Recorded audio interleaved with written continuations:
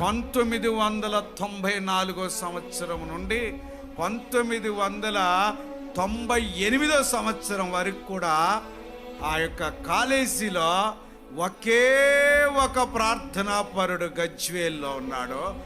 ఆయన room number 137 అని చెప్పి ప్రతి రాత్రి వాక్యం చదివి, ఈ వాక్యం విని, ఈ మాటలు విని ప్రతి రాత్రి 52 ఎకరాల్లో పెద్ద పెద్ద కొండలు ఉండేవి. ఆ కొండ మీదకి వెళ్ళి 3 సంవత్సరాలు ప్రతి రాత్రి ప్రార్థన చేసి వచ్చాను. నా తండ్రికి మహిమ కలుగును గాక. హల్లెలూయా, దేవునికి స్తోత్ర. నేటి వరకు రూమ్ నెంబర్ 137 శామన్ అనేవాడు ఉన్నాడు ఇక్కడ. ఆయన ప్రార్థన చేసేవాడు.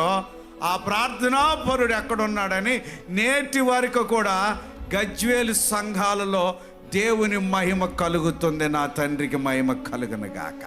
నేటి వరకు దరిదాపుగా ప్రతి రాత్రి మా స్టడీ అవర్ అయి డిన్నర్ చేసినాక ప్రతి రాత్రి 8 గంటల నుంచి 11 గంటల వరకు అదే కొండల మీద, అదే బండల మీద ప్రతి రాత్రి ప్రార్థన చేసి వచ్చాను. దేవునికి మహిమ కలుగును గాక.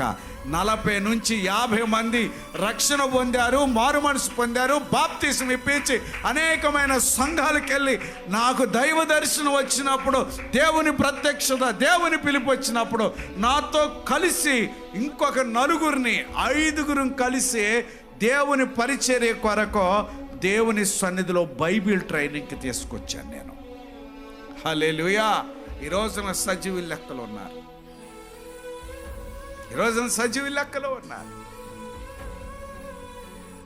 అది ఒక ఆత్మీయ ప్రార్థనాపరుని యొక్క జీవితం.